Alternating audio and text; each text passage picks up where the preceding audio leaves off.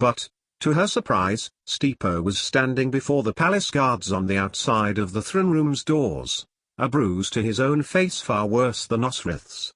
If that is what Leofstan can do when he was drunk, she told herself, then these Danes ravaging Alton would not know what was coming. Osrith, Stipa acknowledged, but shook his head and raised a hand when Osrith tried to speak to him about her elder warrior. "It is nothing, compared to what we do tomorrow," Stipa said, ominously, and suddenly Osrith's mind was taken to a time, nearly a year ago, when she had been summoned to speak to Alfred about her rescue of the person everyone presumed was Edward. "There will be war," Stipa added, as they waited for the door to open. "Mercia will be there," Osrith added, brightly, and realized clearly for the first time, she would be at war with her men again. But, she would have to deal with them first. Leofstan must know he couldn't get away with it, no matter if even he thought Stipa might have provoked him. "I have dealt with Aldred," Stipa added, as they waited, although Lord Dutard taught him his own displeasure. Osrith set her jaw and nodded, grimly. She had not wanted Dutard to know, but she knew he would have demanded it of her if she had not said it out as she had done, and this would have allowed her men time to fight with Aldred, and Leofstan with Stipa. And then the door opened. Late summer meant that it was now growing dark, and the king sat in the middle of the hall, candles all around him, giving the impression he was raised up in the light, the most important man in the room. Around them, there were a lot of men there, all leaders of companies, and Osrith looked back to the king again, seeing for the first time how Alfred looked. "I have called you here because there has been an incursion into Wessex, at a place called Alton, and thereby broken the peace. A great heathen army, it has been called." Osrith watched as Alfred moved his head from one captain to another. "I will not be driven back to the marshes, we are stronger than that. Mercia is coming from the north, and we to the south." Then, Stipa was called to his side, and he detailed the plan for them, that they were to leave at sunrise to march to Alton, and with Mercia, take and refortify the walls. Then, Stipa dismissed the captains, but placed a hand on Osrith's shoulder when she turned. He nodded in the direction of King Alfred. "I understand an altercation took place at the Two Cranes this evening?" Osrith bowed her head a little. "Your Grace." She stood back up, continuing. "It was a misunderstanding, I do believe, between the Lord Dutard and a warrior in the Wessex army." "Indeed?" It was news to him. "No," he said, deliberately, "the one which took place between the head of my household guard and one of your men." Osrith looked across for a moment to Stipa's impassive face. "Leofstan, I understand his name to be." Osrith felt her heart sink. "It will be resolved, your Grace," Osrith promised. "When we have accompanied the Wessex army but the king held up a hand. "Not by you, Osrith Lackland," Alfred told her, his face showing a brief flash of pain. "The matter is not your jurisdiction."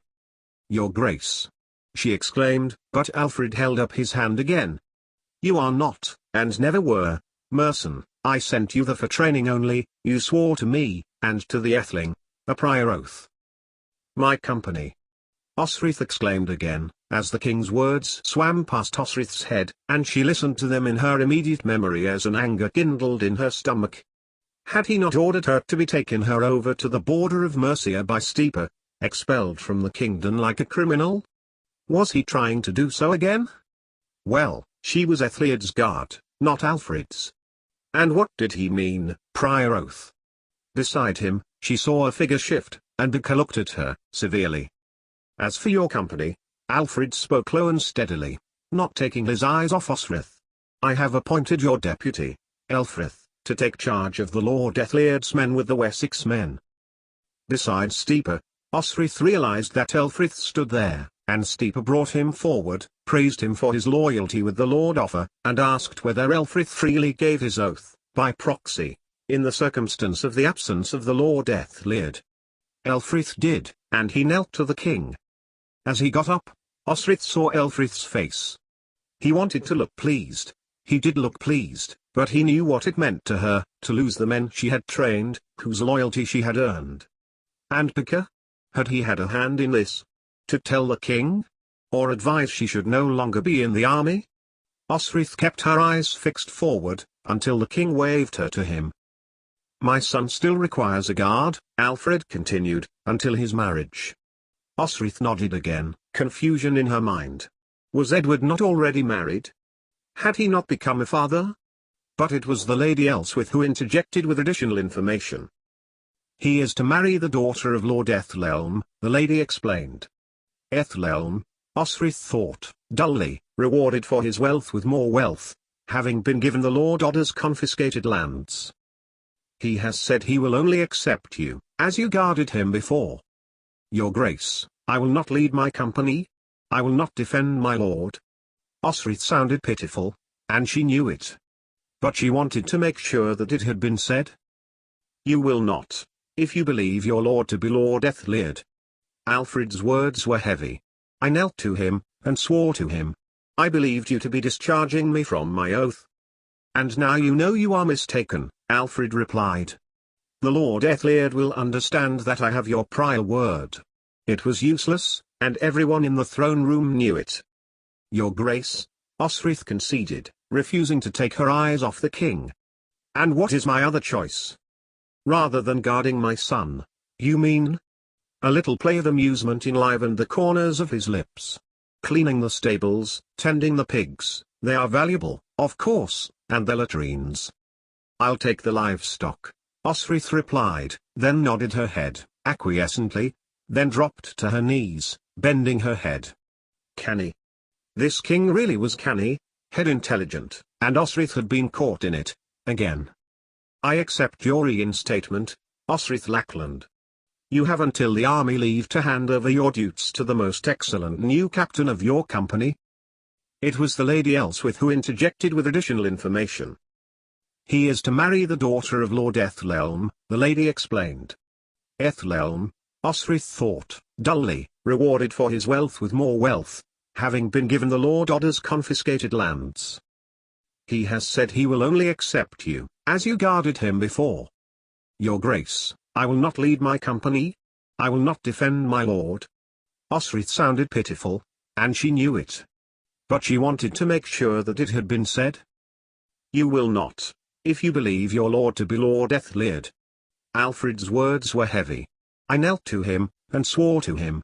I believed you to be discharging me from my oath. And now you know you are mistaken, Alfred replied. The Lord Ethelred will understand that I have your prior word. It was useless, and everyone in the throne room knew it. Your Grace, Osrith conceded, refusing to take her eyes off the king. And what is my other choice? Rather than guarding my son, you mean? A little play of amusement enlivened the corners of his lips. Cleaning the stables, tending the pigs, they are valuable, of course, and the latrines. I'll take the livestock, Osrith replied, then nodded her head, acquiescently, then dropped to her knees, bending her head. Canny. This king really was canny, head intelligent, and Osrith had been caught in it, again. I accept your reinstatement, Osrith Lackland. You have until the army leave to hand over your duties to the most excellent new captain of your company. 88,888,888. Once out of the throne room, Osrith ran to catch up with Elfrith. She saw the look on his face, and waved her arm towards him. I am angry, I am, Osrith agreed, when Elfrith told her he was sorry for the situation, and for a misunderstanding in the fine print of my exile, she added, caustically. Then, her face softened. Apart from Elfgar, I would not have the men left in better hands, Elfrith, and pulled him closer to clap him on the back. Then, they made their way to the armory and talked about the men, who was best placed, which of them needed what support, who could hold ground, who needed a different strategy, and Osrith was pleased to find that Elfrith broadly agreed with her. Elfkin, keep him fed, he will grow. Elfrith nodded as she spoke to them. Falkberg needs instruction, Leofstan can lead the initiative, and Oshir is growing in his confidence and will learn a lot from Leofstan. Osrith, I know, Elfrith said to her, eventually, when she had begun to repeat herself, I know you have to tell me, but, I do know. Osrith stopped, and nodded her head silently, before making their way to the stables, to where the men slept. "Can you tell me, Earl, if he is there? And Aldhelm?" "I will," Elfrith assured her. "They will be confident that you would not willingly have given up the company." "So, I want to hear that they have all returned, then," Osrith added, determined to get the last word in. A cold breeze, hinting of autumn, tousled little bits of her hair as they crossed the courtyard. "At least Ethel does not need to move again, to a different palace," she added. Elfrith grinned, and then they went to break it to the men. "Leofstan. Falkberg," Osrith called, who were talking quietly at the back of the upper sleeping mezzanine, and Elfrith woke Egelfrith, Oshir, and Elfkin. Osrith's men formed an arc around her, but were astonished when Osrith fell to her knees before them. In front of her, little Elfkin dropped to his knees, too. "Elfkin," she said, taking his hands. "I thank you for my life. Back there at Beamflout," she began, and looked into his little sparkling chestnut eyes. "I know that I have done a good job with you all because you acted with courage, and intelligence, and," Osrith took his shoulders in both hands, "you will make a fine, fine warrior." Then, she got to her feet. "And, I mean that for all of you." She looked at their astonished faces. "King Alfred, in his wisdom, has ordered me to my old role. In my place, he had given you." She pushed Elfrith towards them, and smiled what she hoped was a reassuring smile. "Your deputy." All eyes were fixed on him, and Osrith knew then that they all would be all right. "I will see you all when you get back, and I want to hear all about your victories." And then, the men were smiling, and Osrith was gratified that they were accepting this last-minute, vital change to their leadership. She stood back, and gave her men one last scrutinous eye. It has been a joy and an honor, to fight beside each and every one of you. All of you can stand beside the men of Mercia and fight, with your heads held high." And one last look, before she said something which would be shameful for a leader to say, about defying the king, and joining her, outlawed. They had done nothing at all to be tempted to buy her. "It has been nothing short of an honor to be your captain." And they cheered her. Osrith would long remember the roar of her men, who she had led, and was proud of, but never really knew how they had really felt of her as their leader. She knew now. "Now rest," Osrith said, her last order for her company of warriors, knowing that if she did not go, she would never go, and would give in to the temptation of marching out with them, anyway. "Rest, or you will be too tired to butcher those bastard Danes."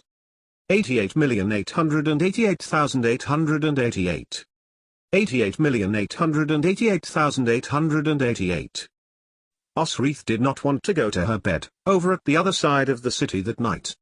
For one thing, it meant she would hear the army leaving, for their route to Alton would pass near her rooms.